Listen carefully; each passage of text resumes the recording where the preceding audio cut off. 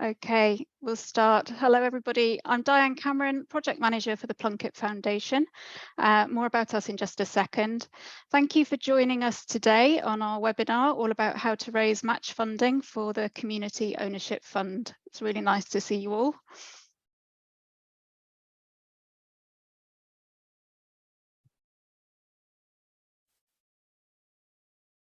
The agenda and the aims of the webinar here for you.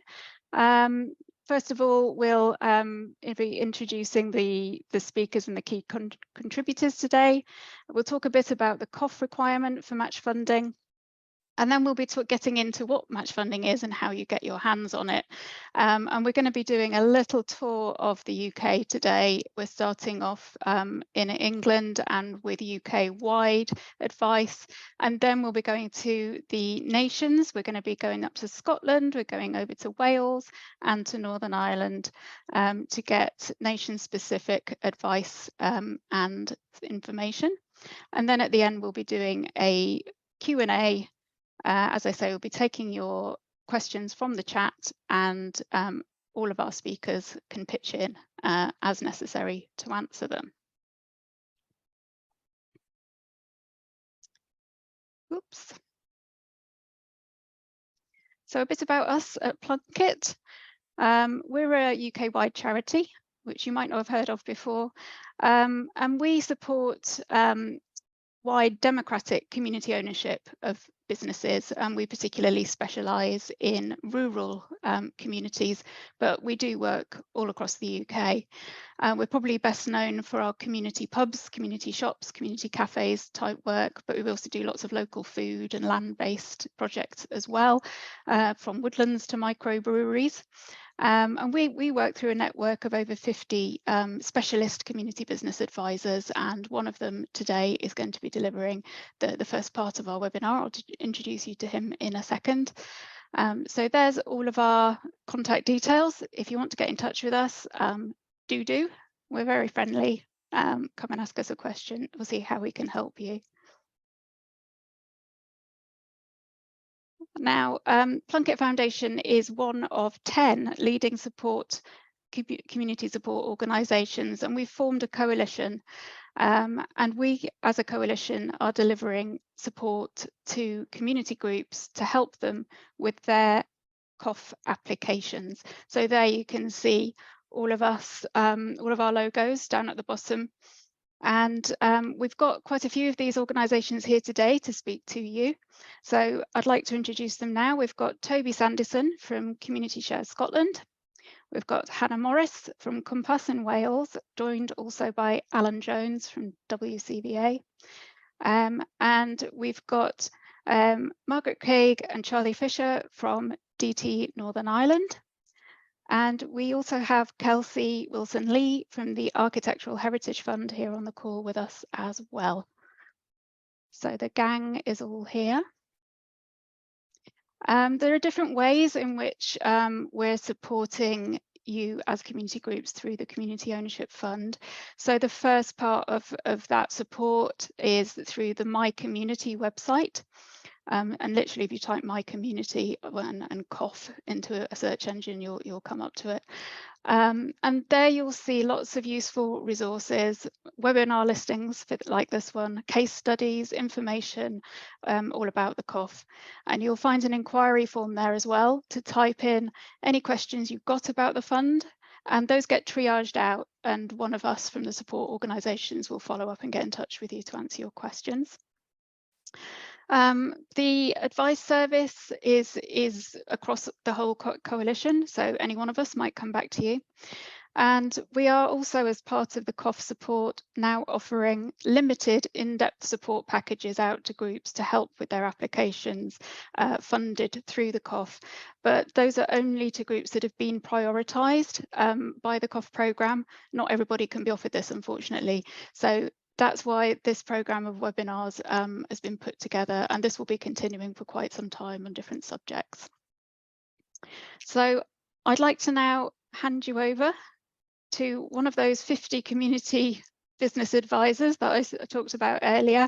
Our advisor from Plunket, Chris Buckham, who is going to take you through the next part of this webinar. Thanks, Chris. Thanks, Diane. Hi, everyone. Good afternoon and welcome. I, along with my colleague, Tim Coomer, who's going to be following on from me, will be covering the UK-wide approach and taking just sort of a bit of a general oversight into, where the program is, how it's working, and what we think might be some good strategies that would actually help you. So I thought, without any sort of further ado, I would start, right at the beginning, that how much capital funding are you looking to apply for from COF? And I should say that this is round 3 of COF, and so that implies 2 previous rounds. There was actually a 1A and a 1B and a round 2, and each time it's changed. So while we can learn lessons from how the programs worked in previous rounds, there's no guarantee that those lessons and approaches will be entirely appropriate under the new guidance that's been brought here, and the My Community Coalition are helping to deliver. So probably the most important thing in round 3 was the change, the second point on the screen, which is the Community Ownership Fund will contribute up to 80% of total capital required. Now, it was 50%, which was a much higher bar to reach.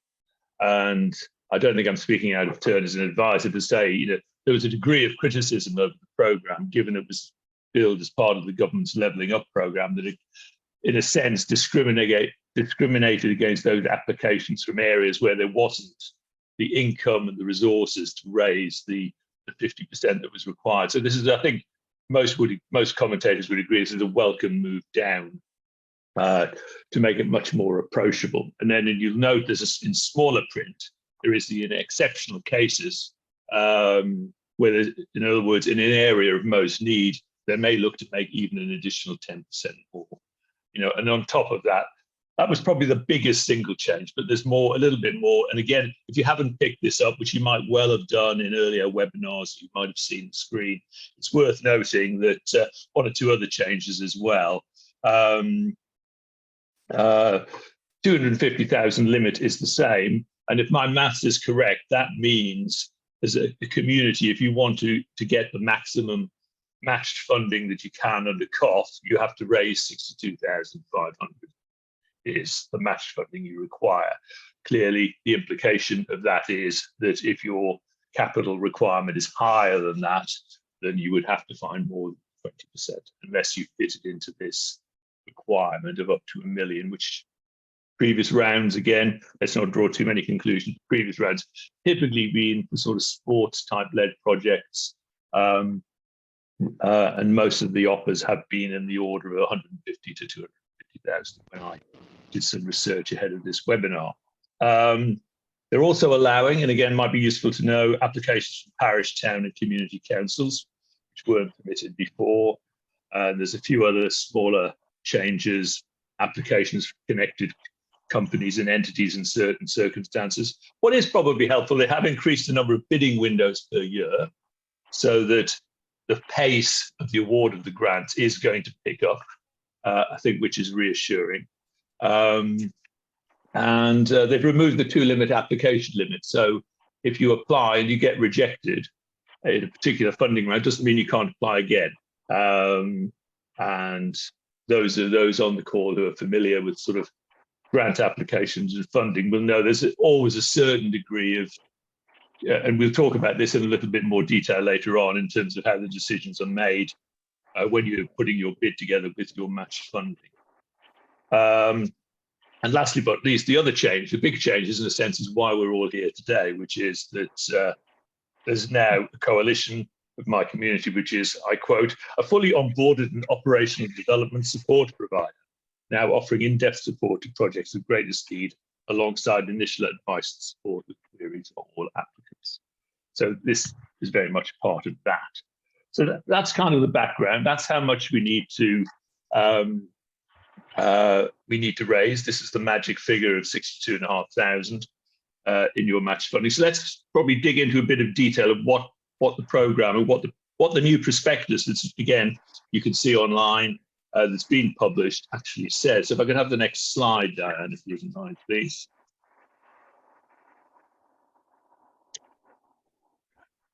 So on to matched funding, and this is the core of the program. Really, is if you look at that slide, you will see that the areas in blue, which are asterisked, are those that are actually listed in the prospectus as potential sources of matched funding. So that's what the COP program has effectively said they're supporting.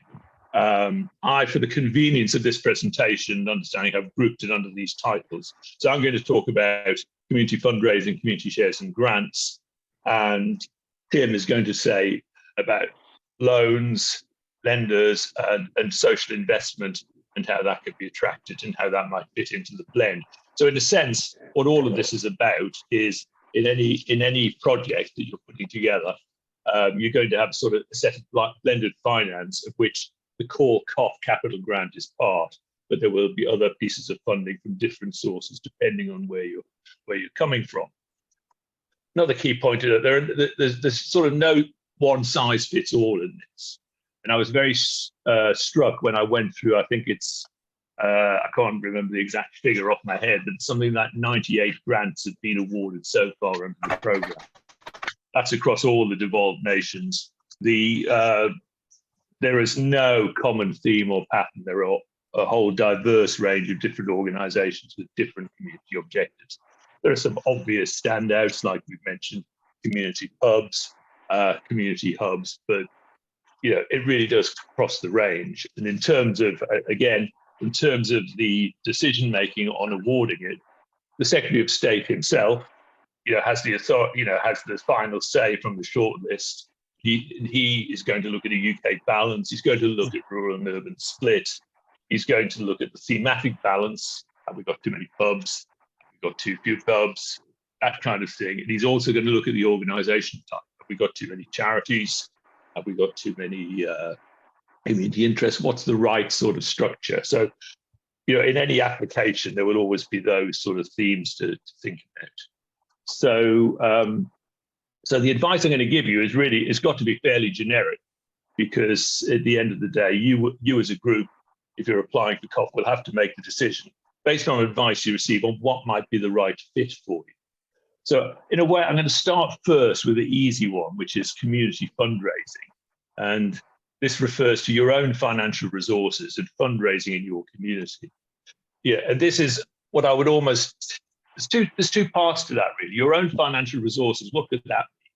Well, I interpret that as meaning, and remembering that COF is open not to just new organizations, but it's open to existing organizations to apply, where by investing in the asset in some way, such as extending a building, if we take a hypothetical example, extending a community shop to make it more viable, to provide additional services for the community, to bring the community more together, is a perfectly valid reason. And if it's something as an existing entity, it may have some financial resources it can already put towards it. It just may not have all the financial resources it needs to make this a significant step in improving its resilience and delivering better services for the community. So, so there's an assumption there that you might start with some existing financial resources. That said, most of the groups I've worked with on stages 1 and 2, on rounds 1 and 2, have typically been new groups that have come together to save an asset of some kind or another. And typically, they will have started with some fundraising in the local community to cover their initial costs. So it's unlikely in a short space of time that fundraising activities would raise all the match funding you need. But it's not impossible. Again, it depends on how you fit, but it's potentially challenging because there's only so many sort of pop-up sales, so many pop-up bars you can run in the village hall, to raise 62,500. Not every just giving appeal will raise that sort of money, but there are examples where it has. So, I don't want to sort of actually rule anything out of that. And we'll look at an example of towards the end, a successful COF application where the money has been raised locally from own resources. So the fundraising is the usual sort of things that you might see, and I don't think I can give any great insight into that. They're very common in every community, every activity. and all sorts of things. You could obviously look at things like the fundraising sites, like Just Giving is the obvious one. Potentially, you might look at Crowdfunder, something else. Those are the sort of options that I think you have to do your own community fundraising. But, and again, when I finish this section, we'll just take a quick look at the various pros and cons of the different model.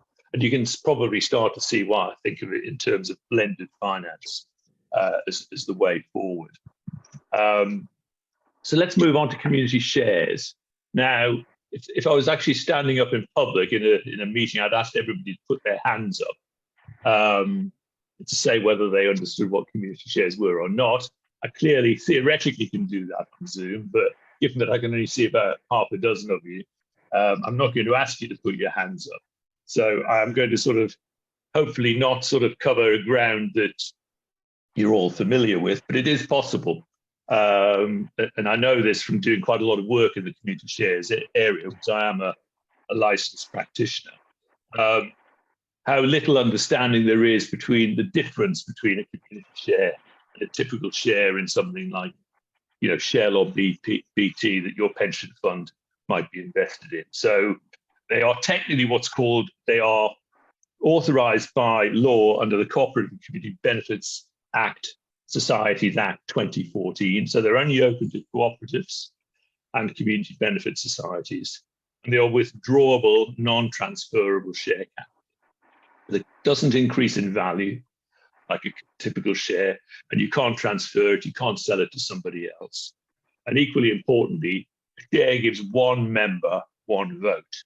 So a community share is a great way of bringing a community together where everybody has an equal say, regardless of how much they invest.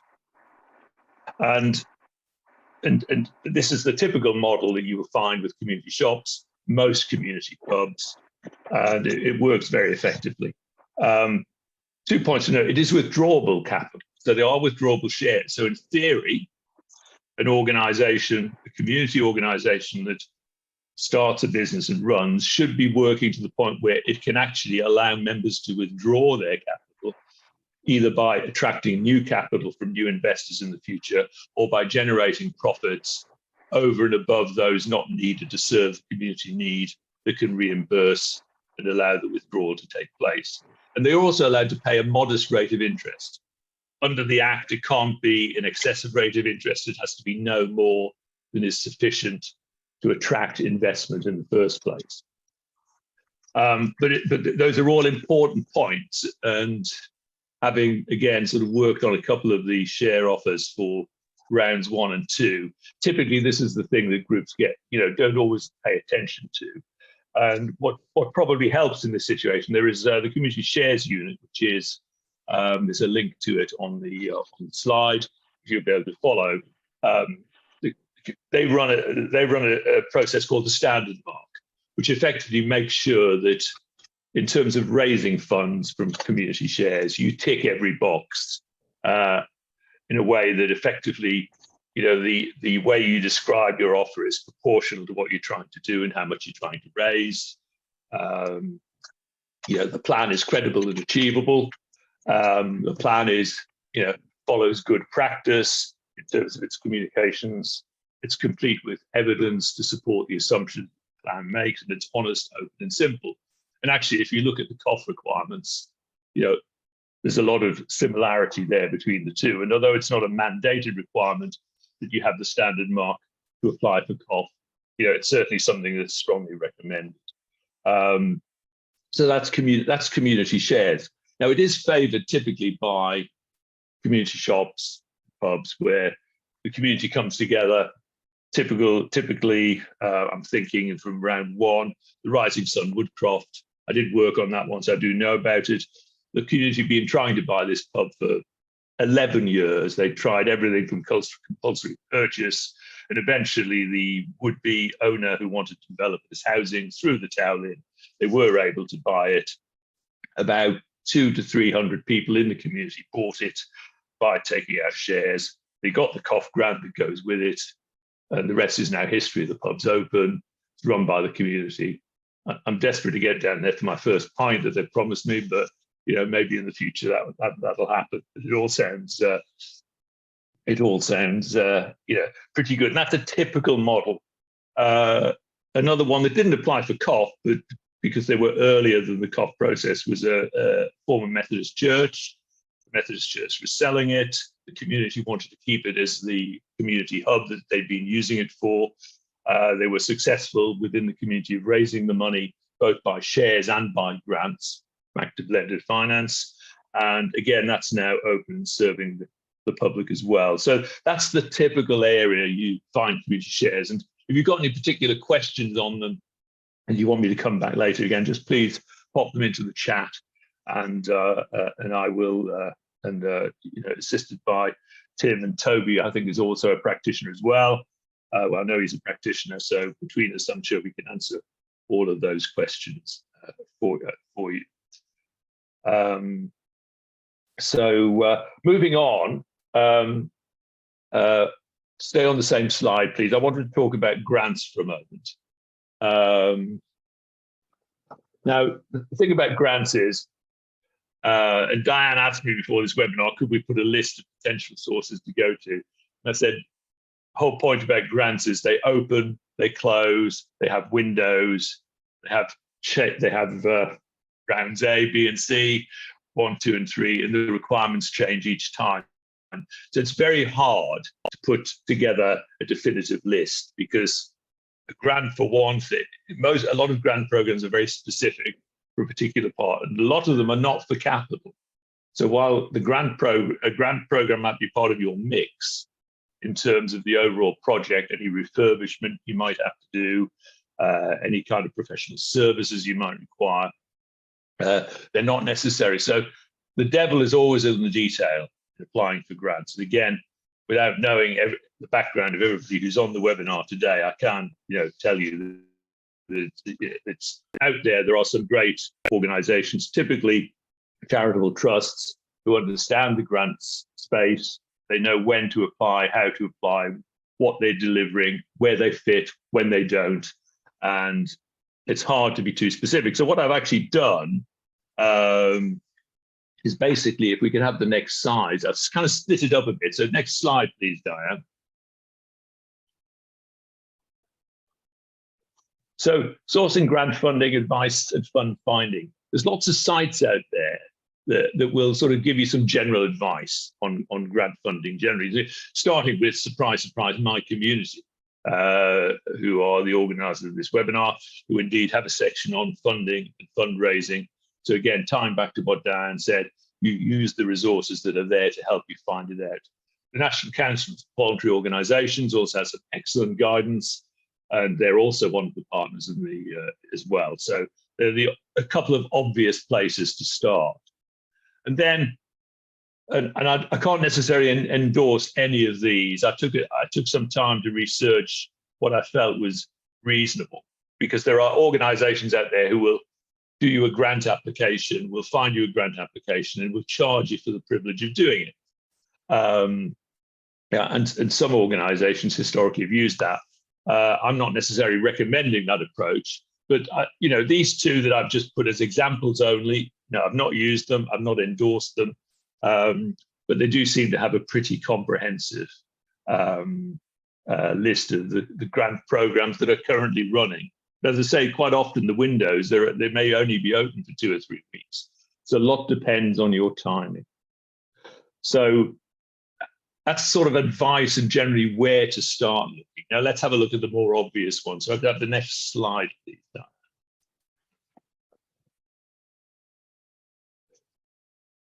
Now, if you remember back to my original slide, which was the prospectus from the Community Ownership Fund, it very clearly said, government grants. It wasn't any more specific than that. Well, the government helpfully has a link where you can go and find grants, and these are central government grants. And as far as I'm aware, although I'm sure Dan will correct me if I'm wrong, there's nothing that says you can't have more than what. Just because the COF is a government grant, it doesn't mean you can't have access to another government grant as well, if it's appropriate and you fit the requirements. So that's a general grant funder that, when I looked, covers everything from woodland. There's all sorts of different programs on there. Then you've obviously got the National Lottery, which again is mentioned in the prospectus, and there's funds over 10,000, there's funds under 10,000. Again, you've got to look at the requirements, see what you're trying to do. And then there are some specific funds around Sport England, the Arts Council around the arts, and the Heritage Lottery Fund around our national heritage. So that's a pretty good starting point, I would say. Local government, I mean, clearly every local authority, I looked at 2 or 3 just so that I could be sure I was giving you the best advice. So I happen to live in Worcestershire, so I looked at Worcestershire. There were some great resources on the Worcester County Council website. There was their own programs, but there was also links to other programs, grant funding that was available for specific local requirements. It could be anything from sort of, a former quarrying authority that was basically restoring the landscape, all sorts of different things that were out there. A lot of local housing associations will also offer grant programs in support of their residents in the area. So it's pretty broad, and you just have to sort of look and either follow the advice that I and my colleagues will give you now, or if you're fortunate enough to be one of the recipients of the more in-depth support package, your support advisor will no doubt be able to help you with that as well. So, and I should probably give an honourable mention, as he's on the call, the Architectural Heritage Fund is one of the 10 partners here, and they also have done some. In fact, I think I've got an example of one of their pieces coming up. So, last but not least, let's look at charitable trusts, which is another. So, I'd have the next slide, please, Diane. So, again, you can find online a list of all sorts of charitable trusts that will give you, advice about how they do it. I've literally picked some very safe examples here. SB Fairburn Trust indeed does work with Plunkett Foundation. It's one of Plunkett's long-standing partners. They're a great funder as a trust. Tudor Trust is actually, ironically, which I know a lot of grantees over the years have worked with the Tudor Trust. They've actually paused their grant programs for now while they reassess their strategy. But I left them in there because they have a great list of other third-party sectors you could apply to. So it's yet another resource you could look at where to go next. So there's absolutely no shortage of the key, and the devil in the detail is making sure you fit, because whether it's the cough or anything else, you do have to read the requirements. You have to read the small print. You have to honestly do yourself, do we fit? And as a rule of thumb, and I'm thinking back to one grant provider I worked with over the last 5 years, something like 1/3 of all applications are not eligible. So people just don't always read what the requirements are and demonstrate in their application or their expression of interest why they would fit. So again, please pay some attention to that. So lots of charitable trusts out there. Some of them will be local, specific to an area, might only be providing funding for a particular village or a town, or they may indeed have a role to provide funding for a town for just housing. It could be as specific as that. So you really do have to sort of look carefully. Also worth looking at, there's a lot of commercially backed foundations out there. So if you think about Sage, we know Sage is a software provider. Sage Foundation, is a charitable organization. Again, Plunkett has worked with Sage Foundation. As you would expect, given their background, they have a sort of digital slant into what they do, which is no surprise. They may or may not be a good fit for your project. And another example I just plucked around Friends Provident, also operates the program, but you could probably sit down if you're looking at funding for your organization and start to compile a list of who you might consider approaching. And last but not least, I would recommend registering for the regular newsletters you can receive from my community partners like the Plunkett Foundation, like Locality, like Power to Change, because they all provide newsletters. They come out typically weekly, fortnightly, and they always announce new grant programs and what's happening with those. So definitely to be recommended. So I think I'm okay for time, Diane. So let's have the next slide, please. So just summarize where we are. And remember, I haven't talked yet about blended finance because I'm about to hand over to Tim to do that. So we haven't talked about loans and we haven't talked about social investment. I thought it's probably worth just giving a general summary of the situation here, of the pros and cons. Grants are great because you get the grant, you've got the money, there's no repayments, it's there. Loans, you clearly have a repayment obligation. So when we talk about loans, you have to understand where that fits in the mix. Community shares, there's no regular repayment requirement, but there is potentially an interest payment. So yeah, the business plan needs to reflect that. Your own fundraising is however you do it, and there's, it's obviously, a great advantage. Grants are not necessarily flexible. As I said, they are often for a specific purpose. They're a restricted fund. So that also dictates how you should be looking. Loans are flexible, community shares are flexible, it's capital, equity capital, and your own fundraising is. Grants quite often involve reporting, monitoring, drawdowns, reporting to draw down the next tranche of money, and so on and so forth. Loan, you either get it or you don't. Community shares has a lot of upfront work, not a lot, but it has upfront work in terms of preparing your share offer document and getting it, to the standard mark level. And then there's a monitoring requirement over maintaining interest payments, withdrawals, and membership management. It's not that onerous, but it's there. And then your own fundraising, which again, once you've raised the money, you've raised the money. Programs that we're running now, the advice is all out there. As I said, there's no issue at all with that. And the next one is how quickly can things be done? Grant programs work on their own process.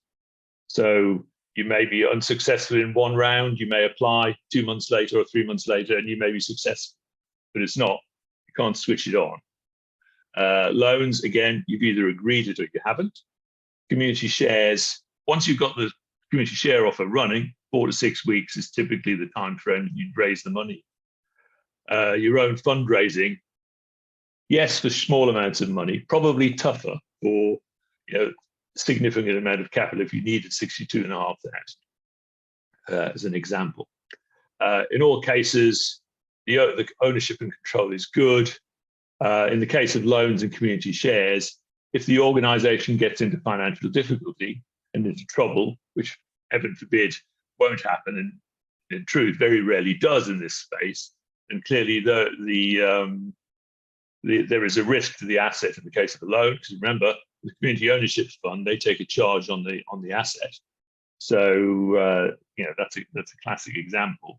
The asset theoretically could be at risk, and in community shares, it's capital, and you rank last in any kind of if there's a shortfall of money at any kind of winding up, community shares rank last, so the money could go as well. So that's a kind of very quick summary of the advantage and disadvantage of funding type. Could I go to the next slide, please? I just wanted to say very briefly, in-kind match funding, what is it? Again, this is straight from the prospectus, the COF prospectus, and I really don't think there's anything complicated about this. It's where you've actually genuinely been donated goods that you would have had to purchase. Again, going back to the point about clarity that the standard mark brings out, you have to demonstrate that it would be required. But again, the example they give, discount on a long-term leasehold, but the need for professional valuation to support it, professional services that would have been paid for. Potentially you might have to have 2 or more estimates to demonstrate you're fair. That is also match funding. So it isn't all about just raising money. Again, this is probably the bit that helps in the blend rather than the major route to getting the capital that you need. So next slide, please, Diane. 2 more slides to go, folks. There is a government health warning on COF. It says you must set out clear and realistic plans to secure match funding in your business plan. It will need to be in place in order to draw down your grant if you are successful. So what I've generally found in my research is there's quite a lot of successful grant applications have been awarded the grant, but are in the process of raising their money. Some actually start by raising the money. So if we take the Countryman's Inn in Wensleydale in Yorkshire, they were in round 1B. They raised the money and had it sitting in via community shares, had it sitting in a bank account, and then they applied and they got the COF and they were able to secure the pub. Again, it's now open and trading. In the case of the Middleton Road Society that was looking to buy, which is an urban pub in London, they basically were awarded the grant before they had raised the money, but they had evidence from pledges and surveys that they would be able to attain the money. And they were able to run the share offer that they put together immediately after the COF award, and they too have been successful in getting to their target as well. So, I think that is, as it says on the government warning, clear and realistic plans to secure a match, believable and understandable. Next and final slide, please, Diane. So awards from previous round. Again, I thought it was just worth sharing these. I've put the links on, so I'm not going to talk about them at length. I've mentioned the Countryman's already. Community Shop, interesting. They raised the money by way of community share for their match. Remembering these are all matching 50-50 under the earlier programme. In the case of the Fontmell Magna, what they did was they did not issue the shares. They held them as advance payments for the shares pending the award of the COF capital grant. And only when the award was secured did they then effectively issue the share funding against it. It was quite clever. I've highlighted the Pugin Studios in Ramsgate because, again, bringing in AHF into the programme, £300,000 capital grant, a further matched funding from AHF, and other sources will have made up the balance on that. And it's called the Pugin Studios. It's actually an old hotel that was designed by Pugin, who designed about half the Victorian cathedrals in the British Empire in his time, as far as I can establish. Last but not least, St Albans Community Centre.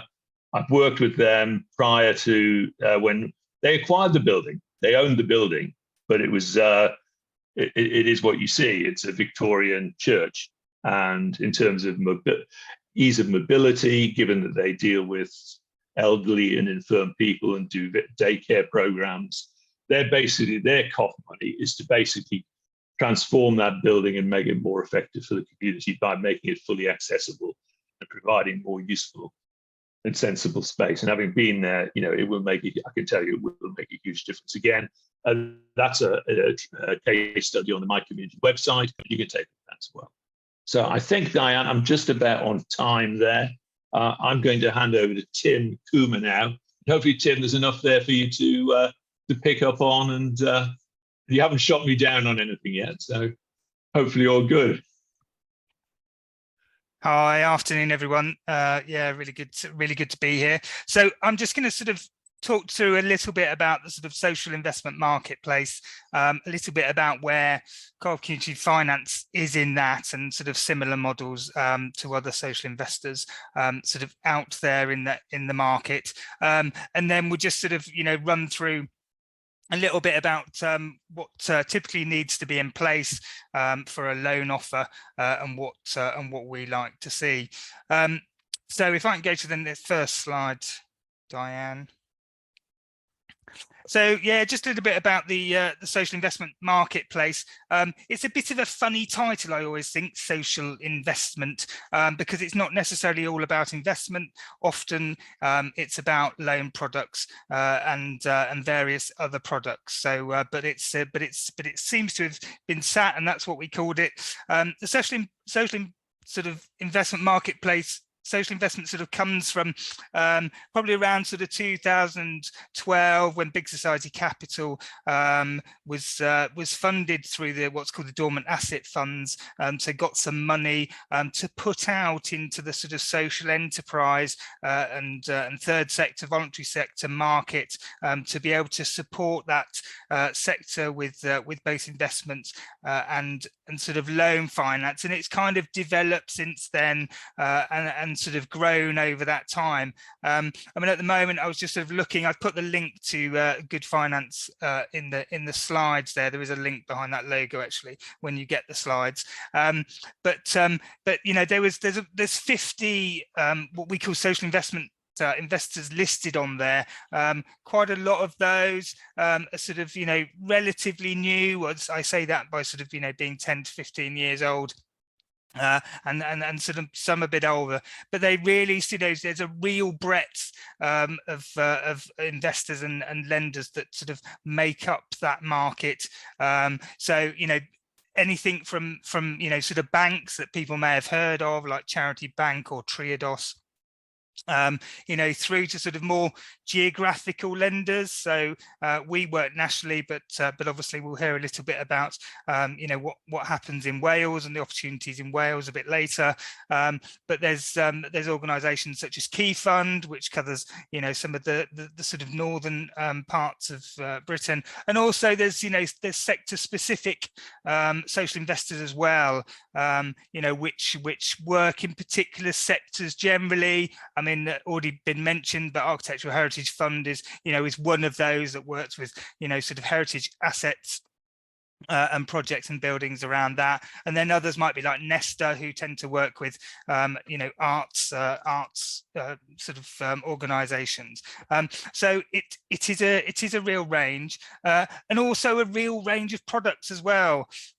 So we tend to try and keep things simple a bit, you know, with having those sort of three types of grant, equity and debt, or sort of loan finance. But in reality, there's lots of, you know, lots of different products that are out there, and innovative products, horrible things called quasi equity and all this stuff. But you know, if you you know, if you do go on the sort of Good Finance website, you can see the sort of range of options that may be available to you.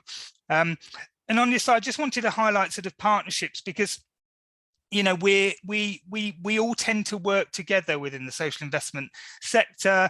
You know, often we're individual organisations and enterprises ourselves, but, you know, there is a lot of collaborative working that goes on, and I think increasingly, you know, that is happening.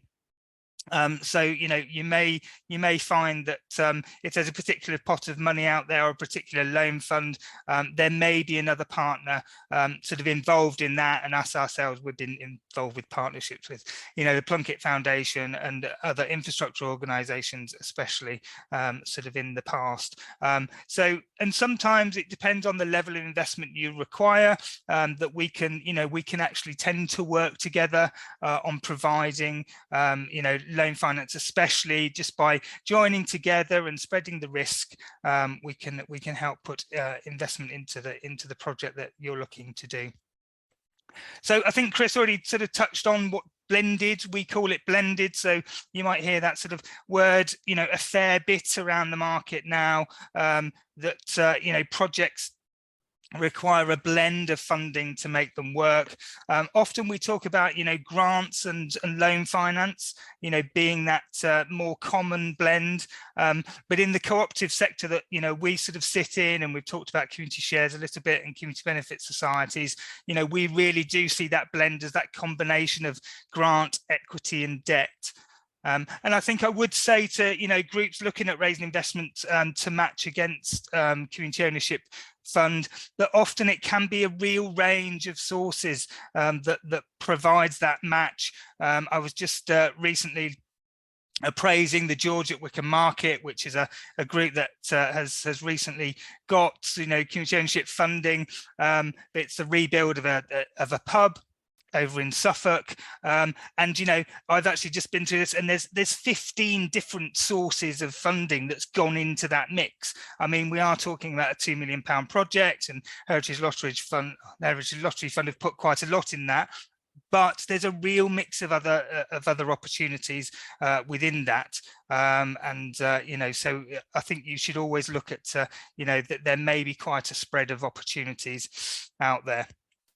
I just wanted to touch slightly on sort of investment readiness, as we call it, perhaps in the social investment marketplace, although I think we're trying to get away from that wording a little bit. But really, it's sort of development support to get organizations to that point where a loan provider especially, or sometimes equity or an investor, is happy to you know, to support the group, and that tends to be the sort of at the last stages of their raise, just to pay for, you know, final financial modelling that we might look at. We've looked at application and go, ooh, okay, that might need a little bit more work, and there is opportunities for that kind of support through what's called the REACH Fund. Now, unfortunately, it is England only. It's through the Access Foundation, but sometimes that, you know, that there is a bit of pre-development support up to £15,000 there. That may be an opportunity, is another option,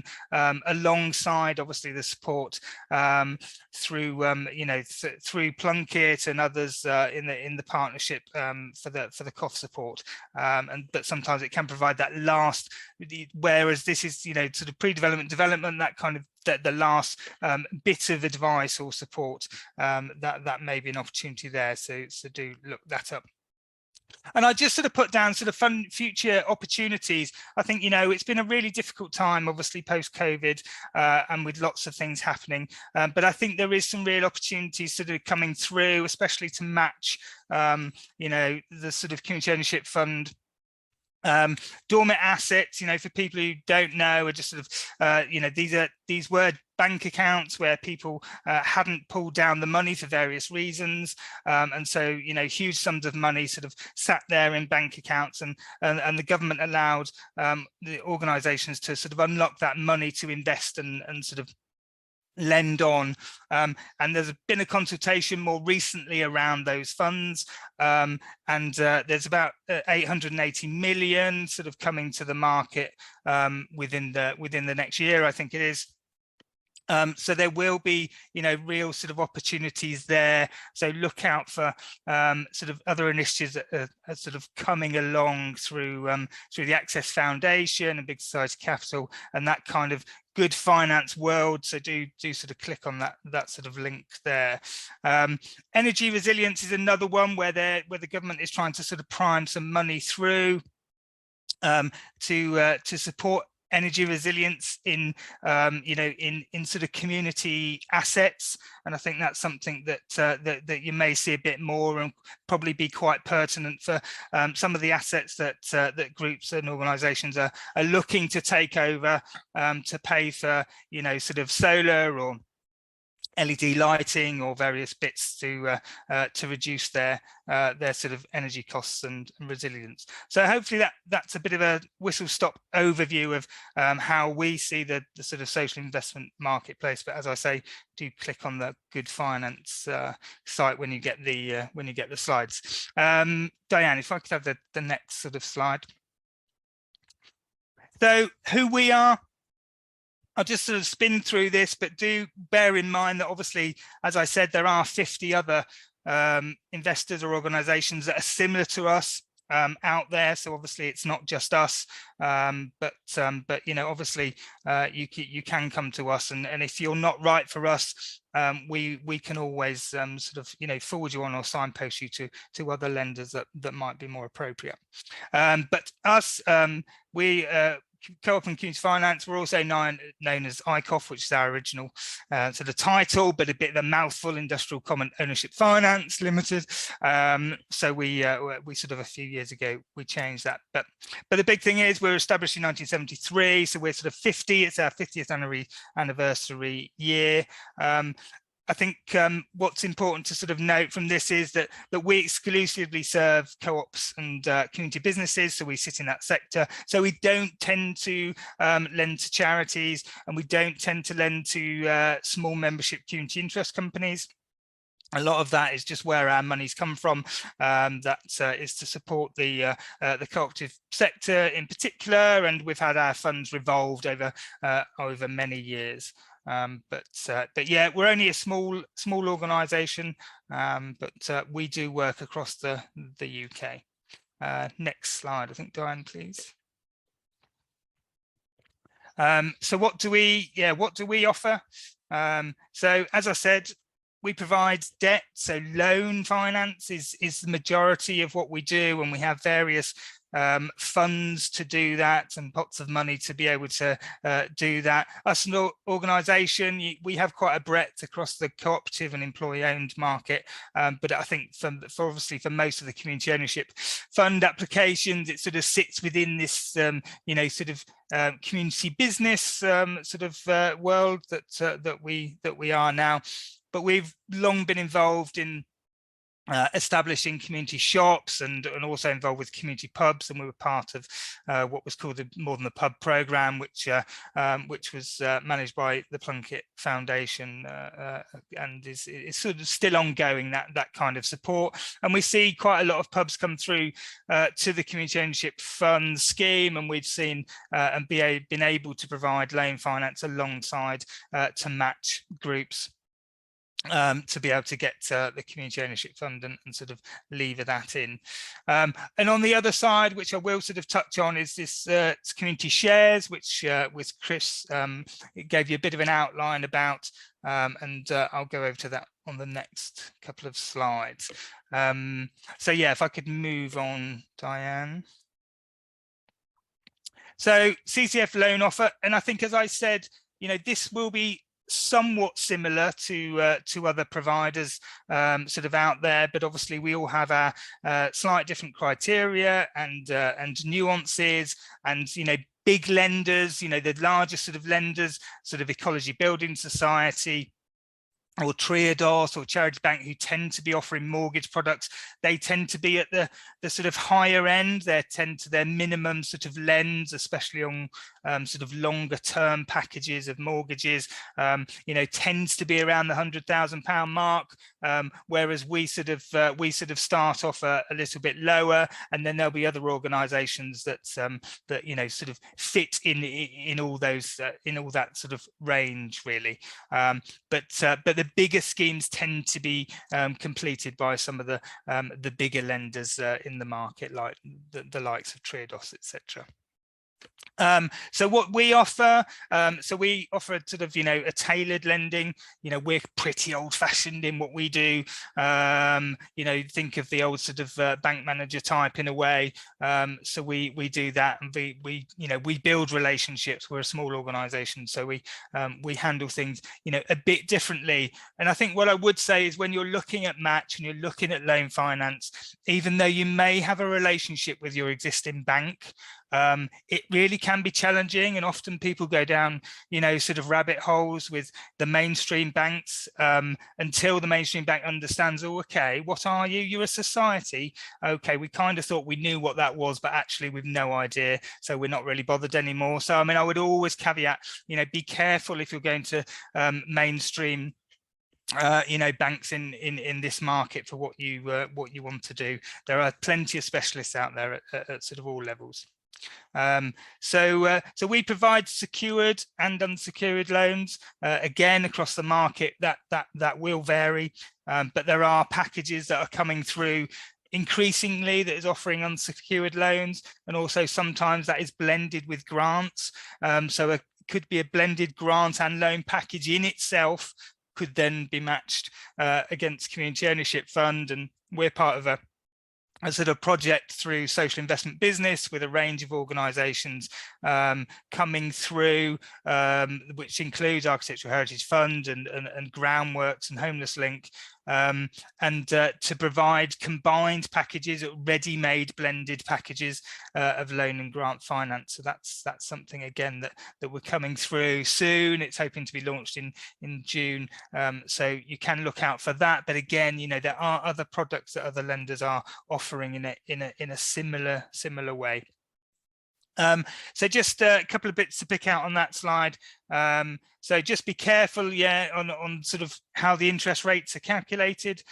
Some providers, because these are effectively business loans, don't necessarily have to say the APR or do it on a reducing rate. They can offer rates on a flat rate, so just be careful that the 6% rate you're being offered is on a reducing balance, not on a flat rate, because it could be very, very different.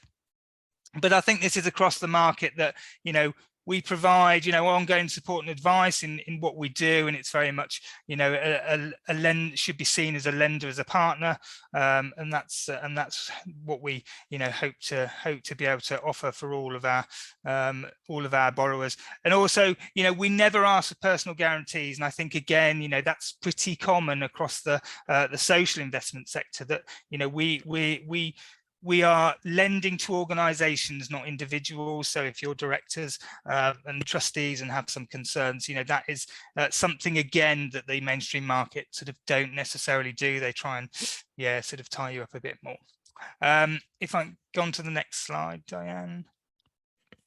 So just to sort of highlight the Booster Fund. So as Chris said, the Community Shares Unit and Co-ops, it sits within Co-ops UK, and Co-ops UK is a partner in this this wider project. Again, sorry guys, if you're here from Wales and Scotland, I'm sure you'll hear the opportunities in a minute. But Booster is only available in England. We are part of a project which provides equity. So we have a sister organization called Community Shares ICOF, or Community Shares Initiative, so we provide matched institutional investment. So we would provide investment alongside community shares to help community shares. As part of that program, there is a bit of pre-development support available for early stage groups. So if our groups are looking and are a society or going to become a society pretty quickly, and with a view to do share offers, then do go on the Community Shares Booster Fund site, and there is a portal there, and you can access support. Again, this is a sort of alongside the sort of cost support, so you could dovetail this into support to get a wider package of development support with what you do. So there's early stage, and then there's development grants in that, which could pay for sort of the standard, to have the standard mark completed, or to do some work on marketing, or the share offer document itself.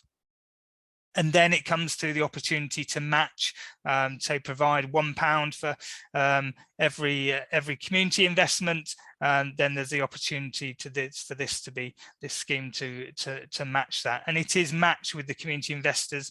There's no priority investments. It's matched the same as any other individual that invests in a community share offer. So I think I'll sort of leave that there. If we move on to the next slide. So just very quickly, sort of conscious of time, what typically needs to be in place for us. And I think, again, I will sort of say this is quite commonplace across other financiers and sort of lenders, but we need to see that that obviously there's a legal structure in place, and for us that needs to be a cooperative or a community benefit society. Has a bank account opened? I think that's really sort of really important, and I think people underestimate how long it takes.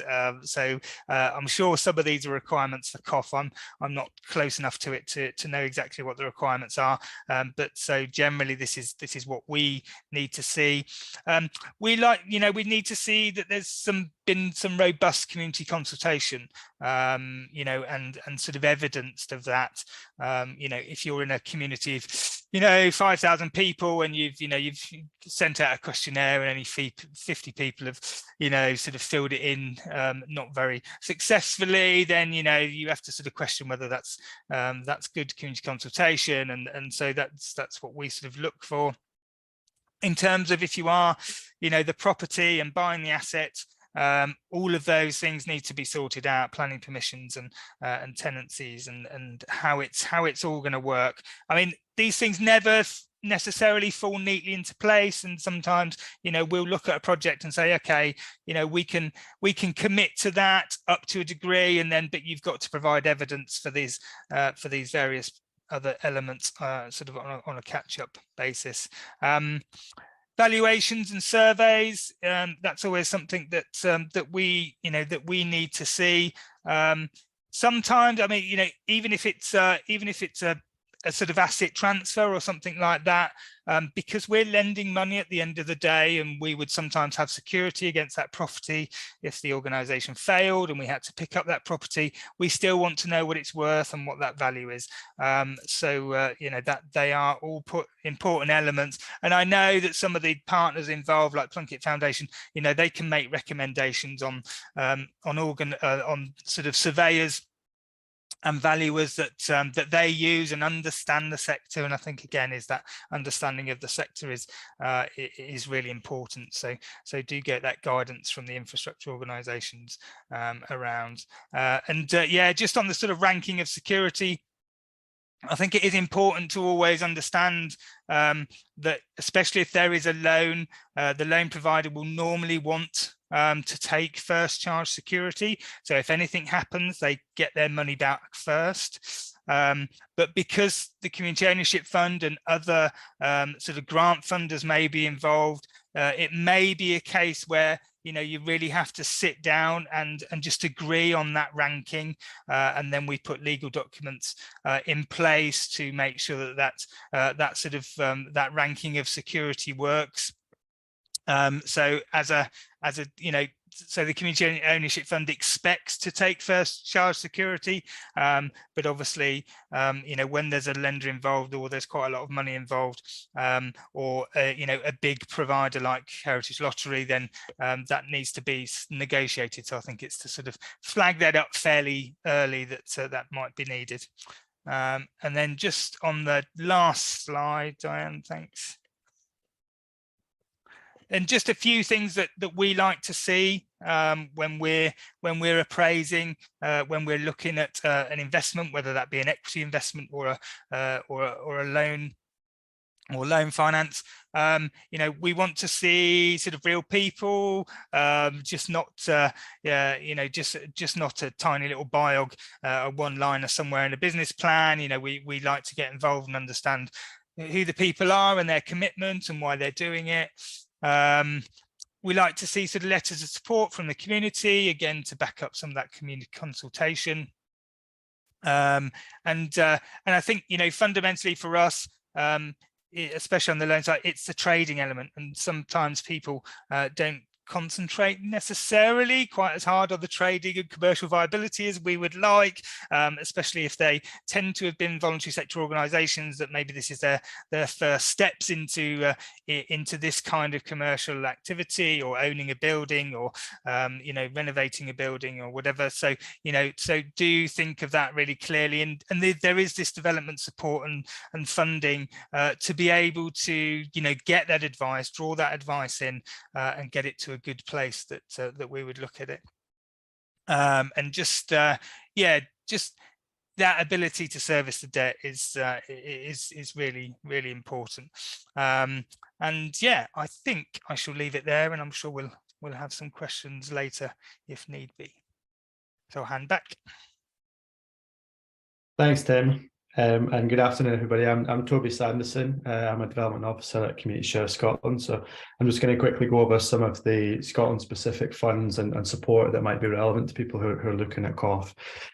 So Chris kind of touched on this earlier, the three main categories of finance that a group might access. So you've got grants, which is what my main focus will be on in these upcoming slides.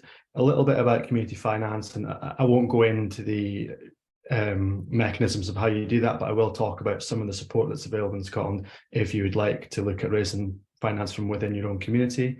Finally, loans. I'm really not going to talk about loans at all. If you would like to know more about accessing loans in Scotland, and particularly social investment loans in Scotland, there's a good webinar run by Just Enterprise Scotland, Just Enterprise, called Preparing for Social Investment. So I'd look up that if you're interested in loans.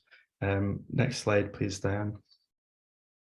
So the really most significant grant available in Scotland, if you're looking to purchase buildings, is the Scottish Land Fund. This is a Scottish Government pot of money that's managed by the National Lottery and Highlands and Islands Community Enterprise.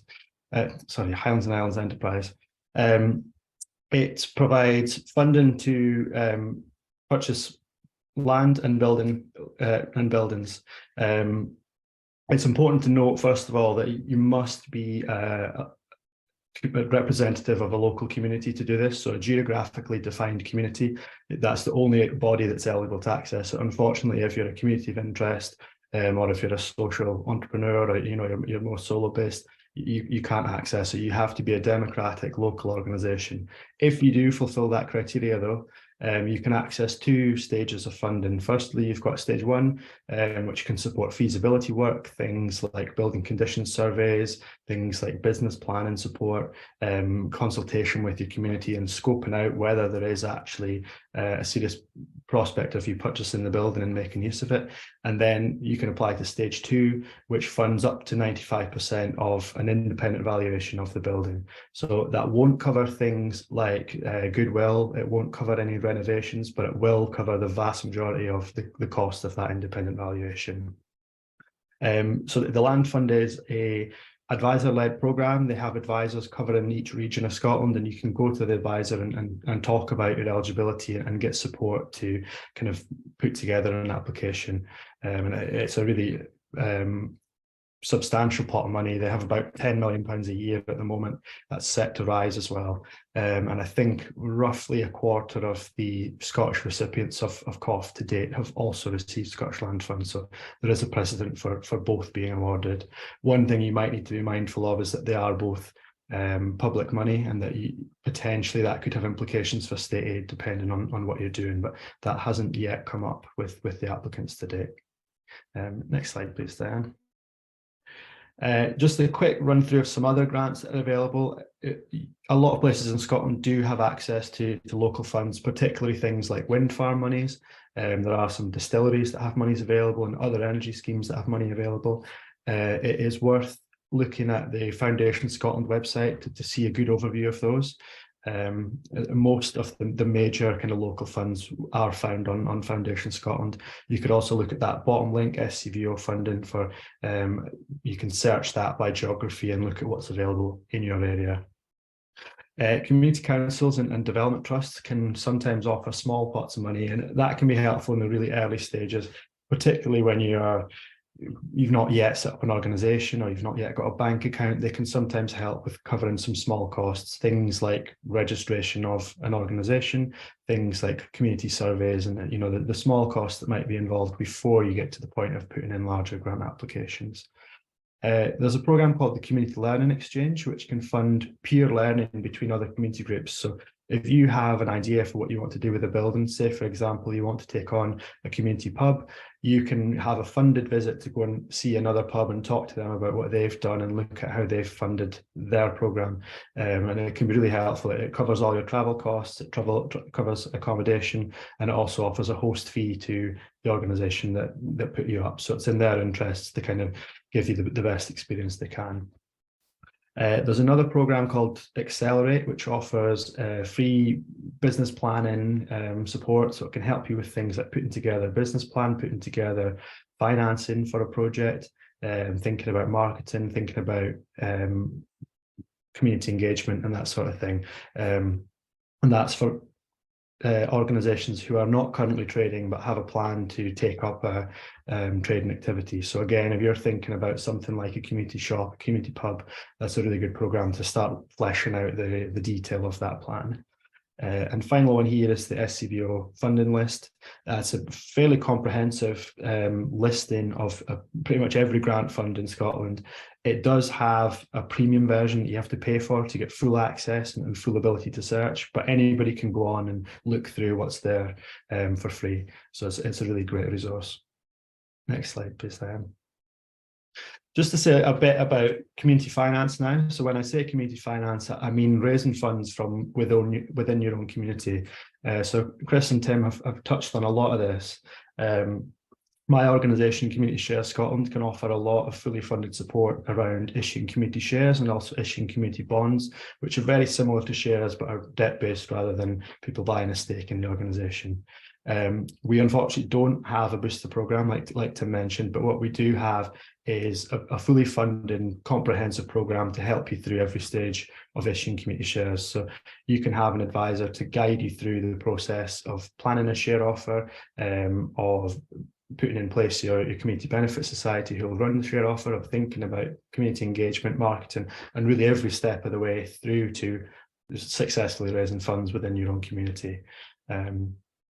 There's also some light touch support available around crowdfunding more generally. Besides that, you can look on the Crowdfunder funding platform. They have a really good list of the match funding that's available, and that's split up by geography. So you can see at any part of the UK, you can access this and you can see which pots of match funding are available for crowdfunding campaigns, depending on where you're based and what you're doing. And finally, you might want to access philanthropic giving or donations in your community, and that could come through crowdfunding. It could also come through just community events, or again, you might be in a community that has local trusts who can put money in. So again, look at the likes of Foundation Scotland to find those kind of major trusts that might be available in your community and able to provide funds to you. I think that's my last slide. I'll be around and happy to take any questions at the end. Hi everyone, for those of you in Wales, my name's Hannah and I work for Compass. I'm part of their Community Shares team.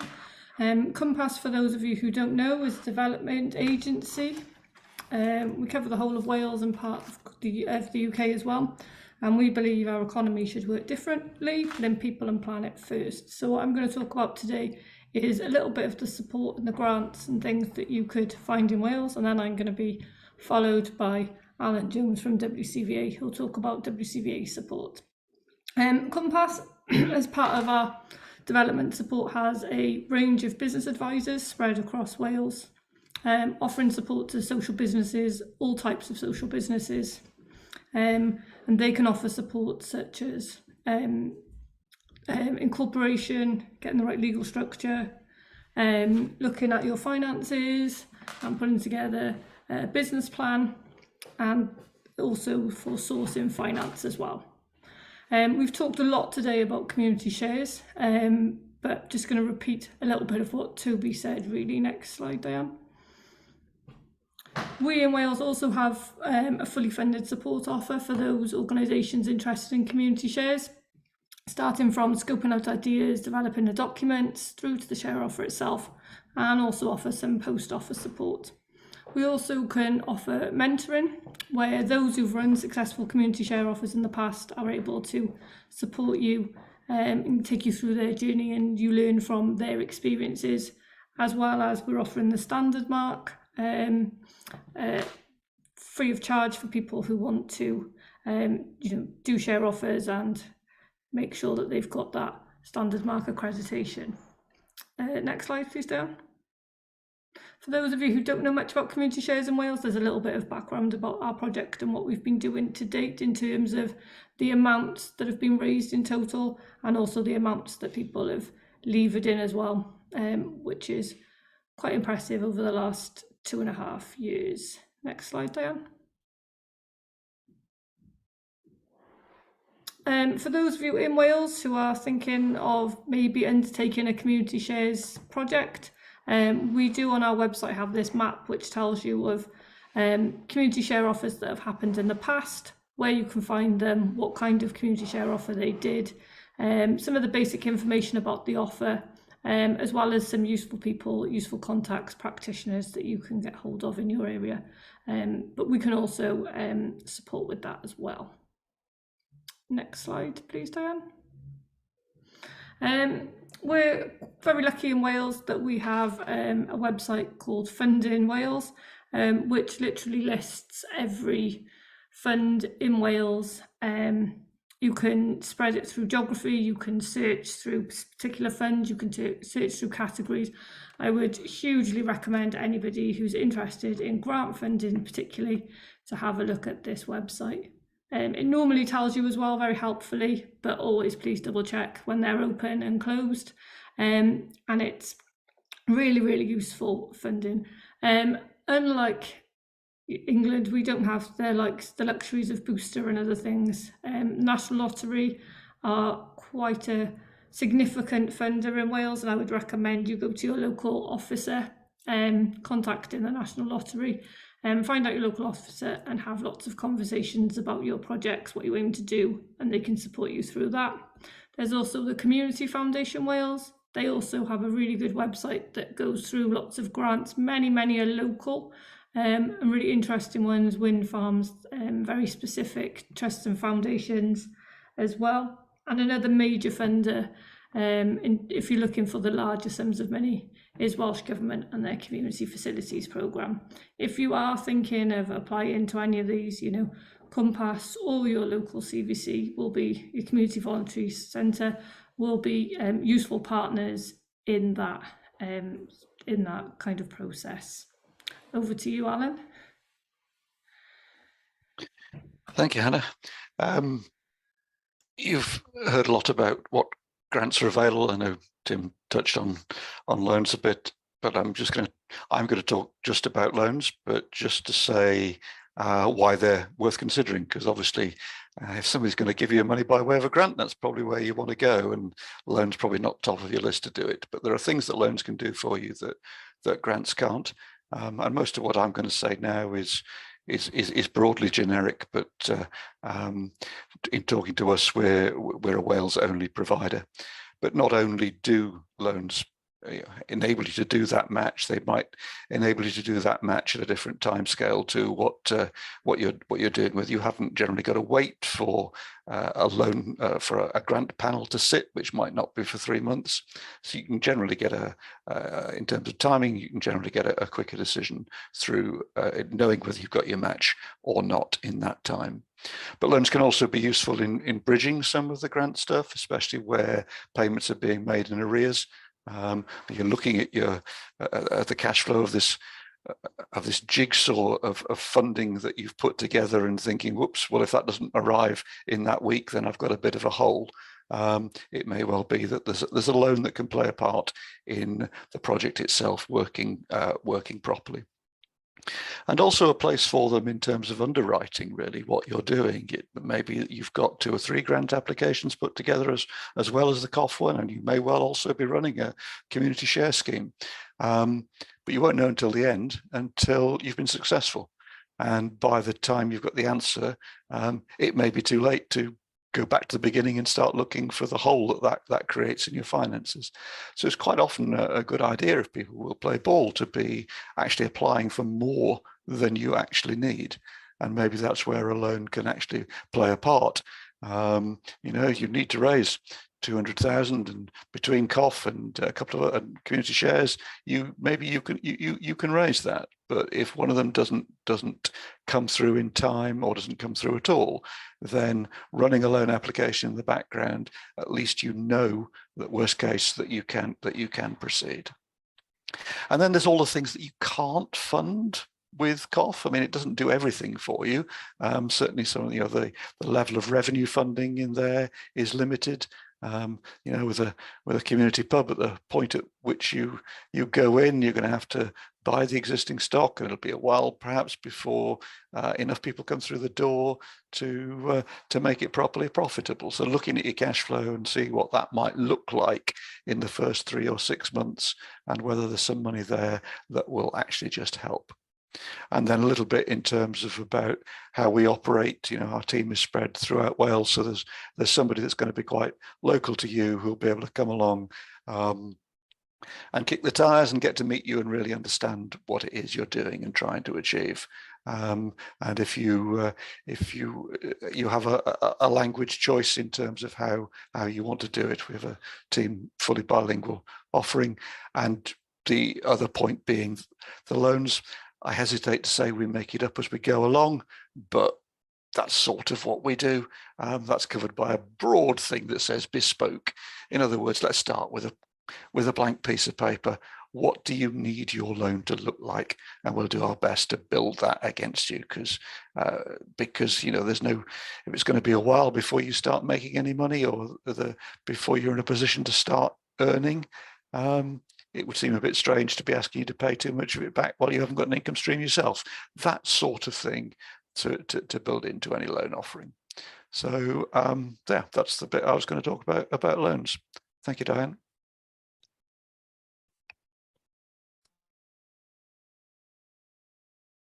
Thank you. Okay. And we're moving on to Northern Ireland. We have DTNI. Thank you, Diane, and thanks everybody for holding on for our contribution. Can I just maybe say to those who are from Northern Ireland that are in the call, I mean, everything that's preceded, anything that I'm going to say is all equally relevant to your own organisations and any application you may make to the Community Ownership Fund. A lot of the generic stuff is, as the name suggests, generic and relevant to organisations that are here as well. So I'm really just going to touch on some things in terms of grant match funding opportunities that exist here in the north of Ireland, and then comment on some other match funding opportunities, and I'll maybe just throw a few other things into it. The one thing I will say first of all, and I'll just drop that in there to the chat box, which is unique to us, is Peace Plus. So you will get the link to New Hollands. The pours, but it rains. But you will see there are a number of different themes that are funded through Peace Plus there at the minute. The peaceful and thriving communities, delivering socioeconomic regeneration and transformation, and so on and so forth. So there are some capital opportunities within those. There's obviously there's a structure in terms of funding calls. There's pre-development support. It's quite a complicated, it's quite a difficult funding program, but nonetheless, there's substantial opportunities in that for capital for applicants from the north of Ireland. So that one's in there. Okay, next slide then, Diane, please. All right, so in our mix, I suppose we've had a significant number of applications from organisations from a sporting background. So Sport NI in Northern Ireland is hopefully going to be very relevant to these organisations thinking about their match funding for COF. They are the lead development body for sport recreation here. The main statutory funding or body through which public funding is channeled, and yeah, it does get its resources from the Department for Communities and National Lottery Distribution. There's one particular capital fund open there at the minute, which is a sub-regional capital sports project, which again would be relevant to some of the applications we can see in the COF expressions of interest. But I think, you know, for those wider organisations, and we've got different forms of associations that exist here in Ireland that you don't have in England, Scotland or Wales. That's certainly an organisation for us to be engaged with. Some of the other providers have already been covered. So the National Lottery Heritage Fund, for example, as it says, grants up to 250,000 for capital and revenue in the north of Ireland are made locally. Grants in excess of that then are made by the regional teams. A lot of the work that they do fund, it's broad, it's varied, it's around landscapes, rural projects, historic buildings, museums, transport, and so on and so forth. The scope is significant. So the links are on the page to that, and I think that it has already been covered as well. But certainly for heritage enterprise and heritage ownership in Northern Ireland, the National Lottery Heritage Fund has been a critical support. And again, we've got a significant number of heritage applicants in the Community Ownership Fund at present. So I mean, that is a relevant source for them. And I know our colleagues in the Architectural Heritage Fund will obviously be making this recommendation and are probably more strategically engaged with the Heritage Fund than we are ourselves. Next slide, Diane, please. So then again, this has already been covered. We have the National Lottery Community Fund. And again, in Northern Ireland, we've got Awards for All, very small grant funding up to £10,000.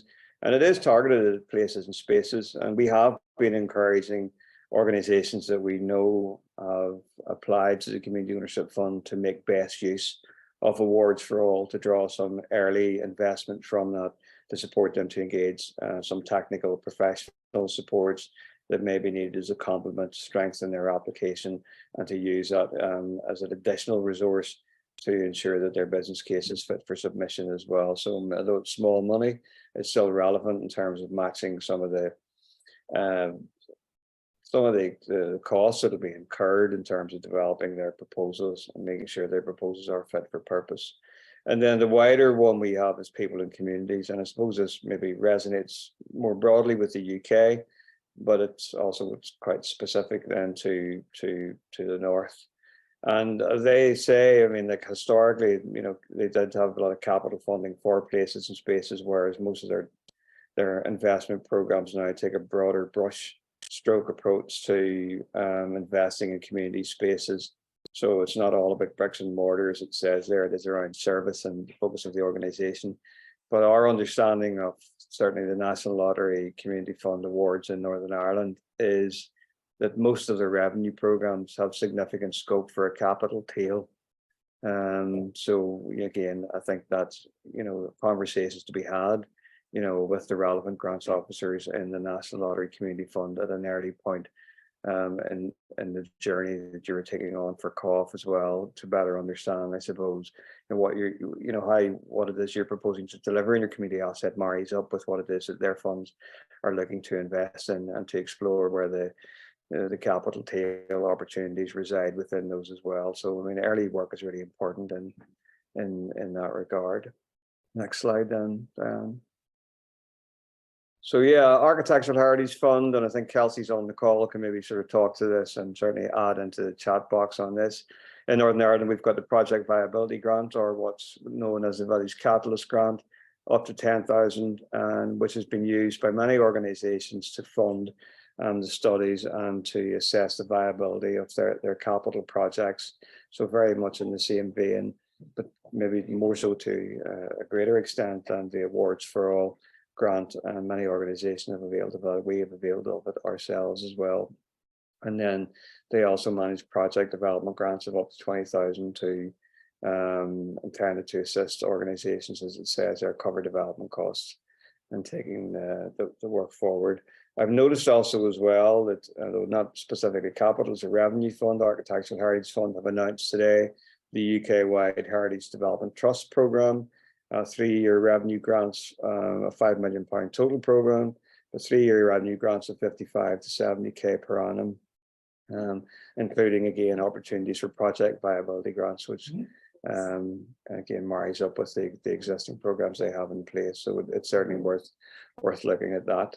We've got a broad range of like specific funders that are in the north of Ireland, but also like have a UK presence as well. And I've just got some links to some of them in here just as an example.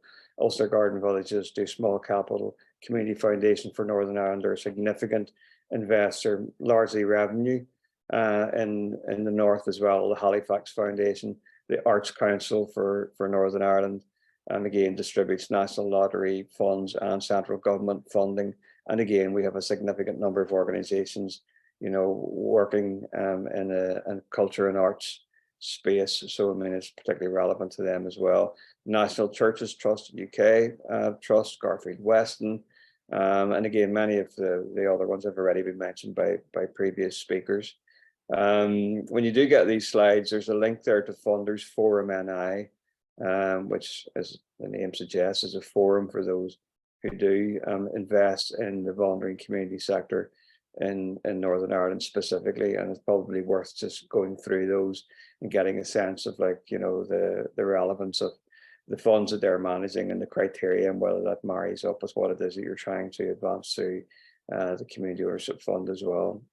And again, then for NI specific applicants, we have a portal then of over 1,000 funding schemes that are relevant to NI and more broadly across the UK called Grant Tracker. So I would certainly encourage applicants to look that up, you know, to register for that, and to, yeah, it's a bit of a trawl, but I mean, but that's the way you have to go, I suppose, in terms of identifying, you know, the opportunities that exist out there. Also, very much like previous commentators have said as well, like it's a mixed bag in terms of how organisations are identifying and pursuing their match funding opportunities for the Community Ownership Fund. I have one in front of me here, which is a sample, you know, and it's a £250,000 application. And it's a mix of like other organisations that are being sought down to marry up that match. There's a foundation in here. There's a trust in here. They've made an application. They've indicated they've raised, you know, £25,000 through crowdfunding.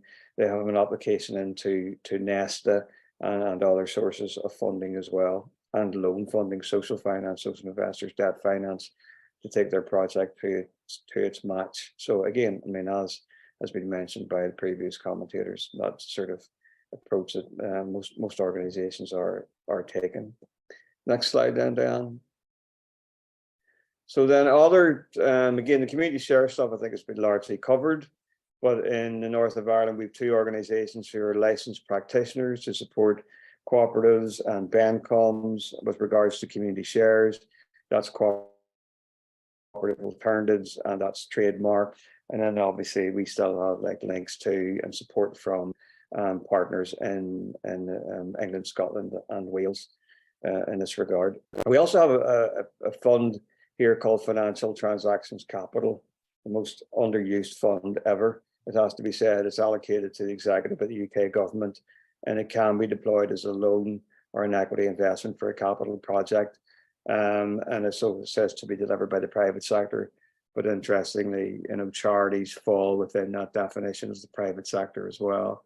And in these sort of very straitened times, I suppose, that we're finding ourselves in here in Ireland at the minute, you know, it is an opportunity for us to prise open a little bit more. I know there's work being done between the Department for Communities and Community Finance Ireland at the minute to explore ways and means in which like this can be tapped into by voluntary community and social enterprise organisations. So we'll see where that lands.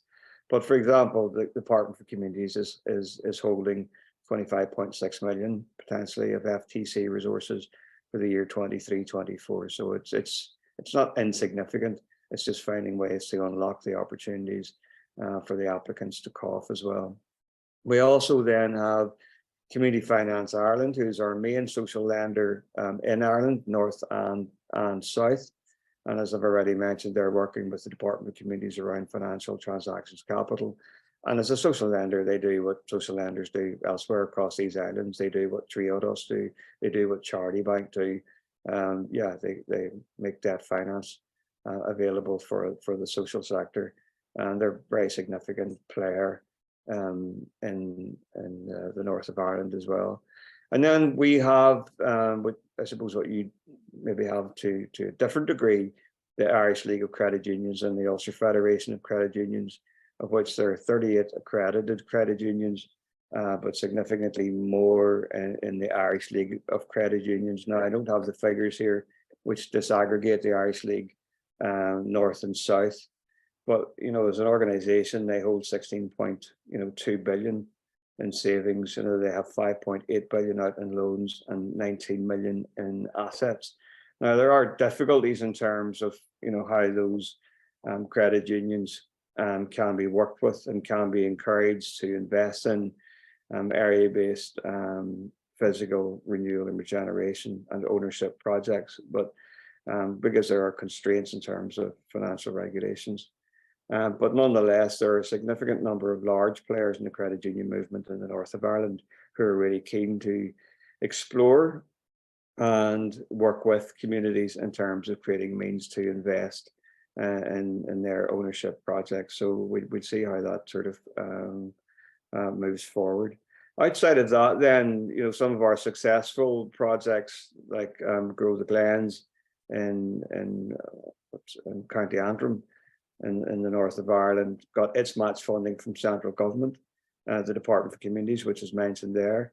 And the Department for Communities does accept on a case-by-case basis applications for capital funding match funding from community, voluntary, social enterprise organisations. Although, as I've said already, we are operating in significantly constrained times here at the minute, and our budgets are being slashed left, right, and centre. Public services are being decimated, and so therefore access to capital is extremely difficult. But nonetheless, that opportunity still exists. And then we also have local government, which has already been mentioned. We have 11 local government authorities in the north of Ireland, and at various junctures in their financial operating periods, they do have capital funds. And again, many voluntary community organisations have a direct line into applicants or into applications for some of those capital funding as well.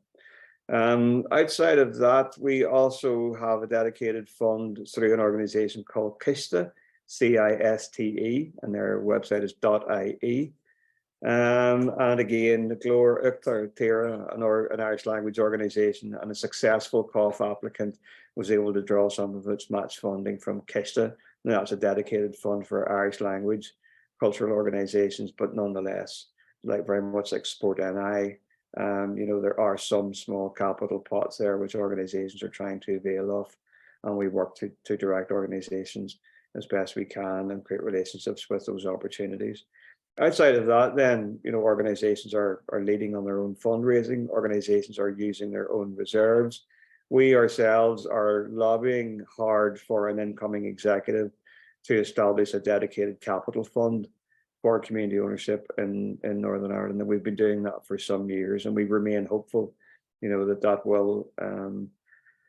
will work out in our favour in the longer term. And again, like a previous commentator said, we are independently lobbying or advocating that dormant assets has a specific capital component for voluntary community organisations in the north of Ireland as well, as again as a means to support their wider agenda around community ownership, but also potentially as a means maybe further into this program around COF as a match fund, if that comes along in time.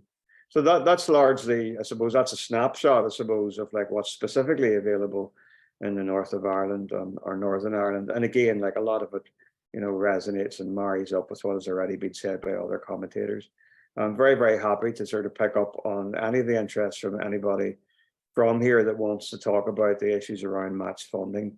I'll put my own details into the chat box in a minute, but developmenttrustsni.org.uk or dtni.org.uk is our website, and we are the network for community development trusts in the north of Ireland as well. So thanks for your time and thanks for listening. Thanks, Diane, over to you. Thank you, Charlie, and thank you to all the speakers. Really appreciate you coming along and sharing your expertise from all the different places that we've got you here from today. And I'm hoping that everybody's found something that's really relevant to where they are.